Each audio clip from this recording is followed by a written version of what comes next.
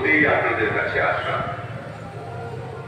Park street থেকে শান্তনু, সন্দেশখালী থেকে বর্ধমান, শিলিগুড়ি থেকে সিংহ, শুধুমাত্র সংখ্যা। তুচ্ছ ঘটনা